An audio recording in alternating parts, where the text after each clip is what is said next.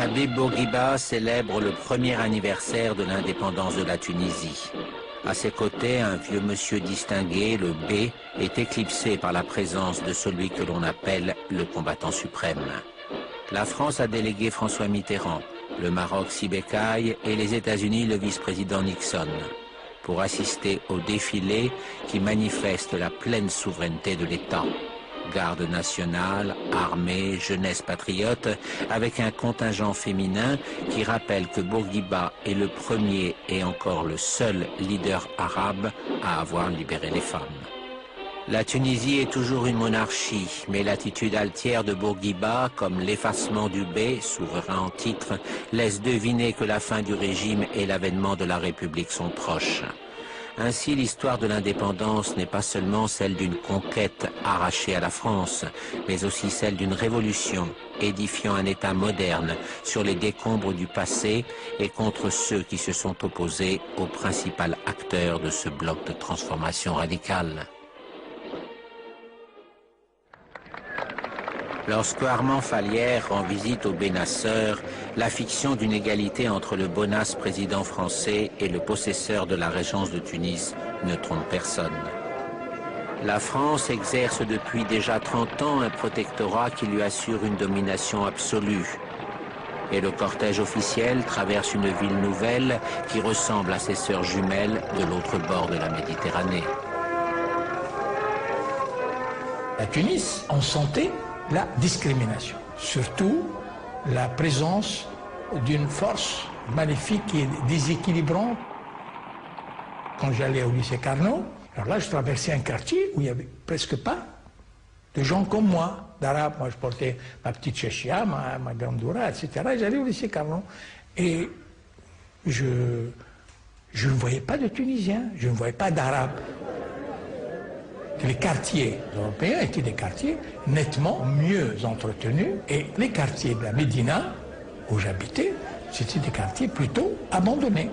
On était différents et discriminés en faveur des autres. Le patrimoine architectural n'a pas échappé à la prédation étrangère, qui arrange non sans charme des constructions de fantaisie pour un rêve colonial où le pays réel n'existe plus. La Tunisie est ailleurs, asservie, folklorisée et encore silencieuse. À moins qu'il ne s'agisse du bled, que les entrepreneurs et les colons ne voient qu'à travers le prisme d'une exploitation dépourvue d'état d'âme. Il y avait cet immense machin qui s'appelait le bled. Ce bled qui commençait à la périphérie de Tunis, un bled indistinct avec des gens indistincts, figurant à Tunis, fantômes dans le bled. On disait simplement « ils mangent pas, famine », titre dans les journaux. Sans disposer d'autant de ressources naturelles que ses voisins, la Tunisie offrait de larges capacités de mise en valeur à la puissance protectrice, qui s'y est consacrée efficacement, mais avec l'objectif essentiel de servir ses intérêts. Les colons se sont partagés la plupart des terres, en usant de cynisme juridique, et ont érigé de grands domaines agricoles où ils pensent pouvoir vivre éternellement, faute d'avoir lu « Autant en emporte le vent ». On vivait dans une situation de soumission.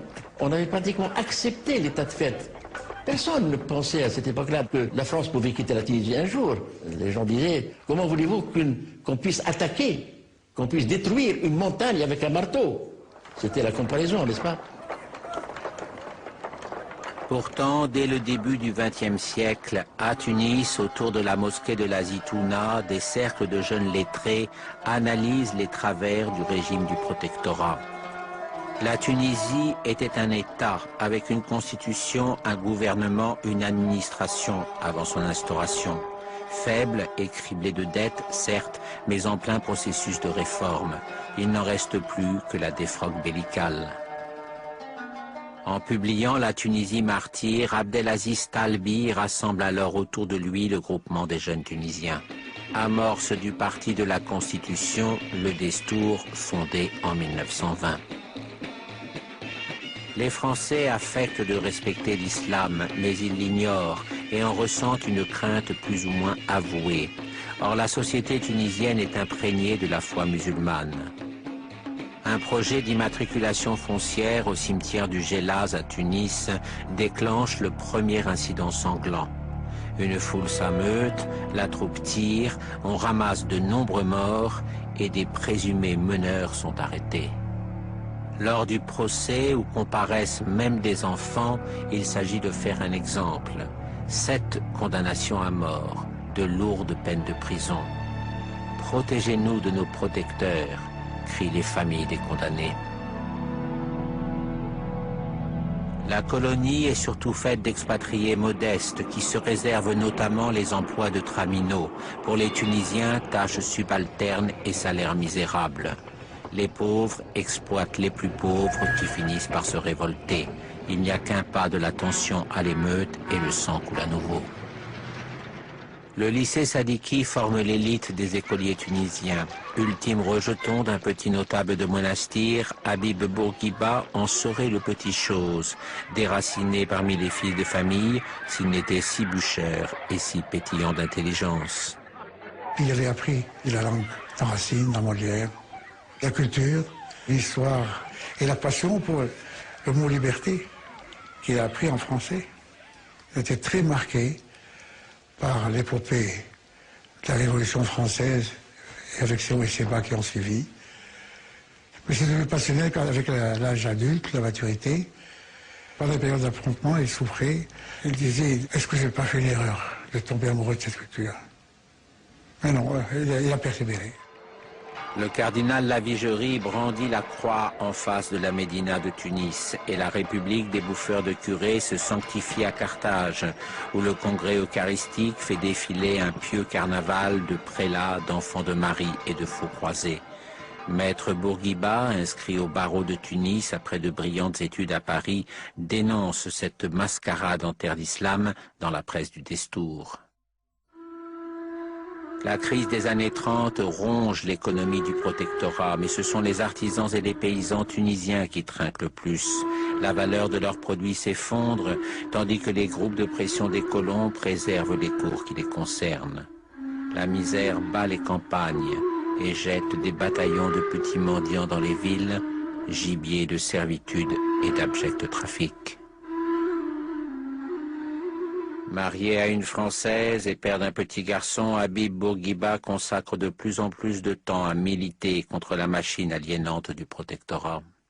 Mon père avait le don de la parole d'arriver à convaincre. Le mouvement des citoyens était un mouvement de salon d'une certaine élite qui parlait un arabe très châtié. Et l'innovation qu'il a faite à la Révolution, ça a été de s'adresser au peuple dans son langage, dans le dialecte tunisien. Ce qui a fait que ça a tout de suite fait boule de neige. Le Destour lui paraît trop timoré, prisonnier de ses origines bourgeoises. Au congrès de Ksar-El-Hal, il provoque la scission du parti et emmène avec lui dans le néo-Destour de jeunes intellectuels formés à l'école française et des pauvres gens ruinés par la crise. Son camarade Ben Youssef l'appuie en toutes circonstances. La nouvelle formation inquiète les Français, les arrestations commencent. À l'époque, en 1934. J'avais 10 ans et mon oncle venait d'être arrêté avec Bourguiba et Matri et Sfar, etc. et était déporté à Bourg-le-Boeuf. À la maison, j'ai trouvé ma grand-mère, ma mère, mes tantes en pleurs et ça m'a impressionné. Nous avons passé une journée assez épouvantable parce que tout le monde était affolé. C'est mon premier souvenir. Et c'est une empreinte un petit peu qui m'est restée pour me sensibiliser sur le problème qu'avait mon pays avec, n'est-ce pas, sa situation politique. Le résident général Pérouton, réactionnaire fascisant et habile manœuvrier, utilise ses 2 mains lourdes, l'une pour garrotter et l'autre pour corrompre. Et puis qui connaît le nom de Bourguiba, loin du fortin saharien où il l'a fait enfermer? En 1935, on savait déjà que Bourguiba se battait dans les camps de concentration contre la majorité de son équipe. La majorité des dirigeants destouriens n'avaient pas la même position que Bourguiba. Ils cherchaient un compromis avec Pérouton. Ils étaient prêts à se soumettre au résident général. Cependant, la douceur tunisienne n'est pas une vue de l'esprit et la ville a une tradition cosmopolite stimulée par le protectorat. On trouve des journaux communistes en langue arabe, des socialistes italiens, des artistes qui ont fait leur classe à la Rachidia, des nationalistes arabes et des cochers maltais, des Russes blancs qui enseignent les bonnes manières à la cour du bey et de grands bourgeois tunisois qui se pressent au tourner Carsanti. On brocarde et on s'amuse sous le soleil à condition d'en avoir les moyens et de ne pas trop se poser de questions. La résidence laisse faire, elle concentre son énergie à maintenir le statu quo et à enfermer les fortes têtes. Or justement, Habib Bourguiba vient de sortir et il est lui-même fort occupé à recevoir les leçons d'Abdelaziz Talbi revenu d'exil et à éviter en même temps qu'il ne ramène le néo-destour dans le giron de l'ancien parti. En 36-37, du temps du Front populaire, de Léon Blum, le parti, on disait qu'il comptait au moins 400 cellules. Et tout de suite après, on montait, n'est-ce pas, un chiffre beaucoup plus important. Bourguiba a répété souvent, il faut aller au peuple, c'est lui le dépositaire de ce pays, et c'est lui qui devrait être également l'artisan de sa propre libération. Les espoirs suscités par le Front populaire s'éteignent vite. Le néo-destour réclame en vain l'application de la lettre du protectorat contre les fonctionnaires qui en ont fait leur vache à lait et les prépondérants qui refusent toute responsabilité aux Tunisiens. Bourguiba radicalise son discours. Il évoque l'émancipation, l'épreuve de force. Le 9 avril 38, c'est le drame. La fusillade à Tunis laisse 40 morts sur le terrain. On disait, on veut la liberté. L'idée de base, c'était la libération. L'indépendance, c'est un concept juridique plus compliqué. Mais la libération, c'était une idée qui était très populaire. Les événements du 9 avril ont commencé par l'arrestation d'Ali Belaouane avec d'autres militants. J'étais au collège Sadiki. Ali Belaouane, c'était notre professeur. C'était le plus aimé des élèves, un grand militant du néo-destour. Nous sommes sortis spontanément, nous sommes tous mis à crier en arabe, Yahya Belaouane, vive Belaouane, libérez Belaouane, vive Belaouane, libérez Belaouane. Tout le collège.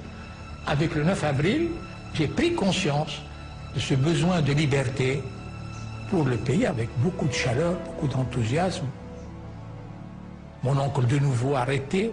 J'avais dans la famille, on est revenu dans le cycle de la répression et le sentiment de la répression qui recommence. Cette fois, les Français emploient les grands moyens. Ils quadrillent toute la régence, appréhendent militants du vieux et du néo-destour et se saisissent de Bourguiba qu'ils accusent d'avoir manipulé le carnage en sous-main.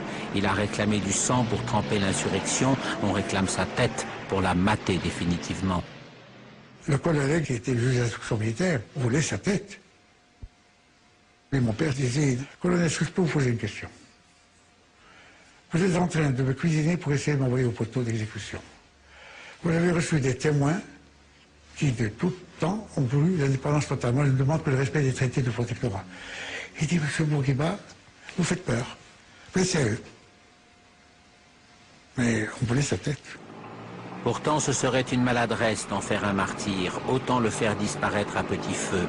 On le transfère loin de Tunis, mais il ne saurait y avoir d'oubliettes. Il continue à communiquer avec les militants clandestins et avec ses amis de Paris.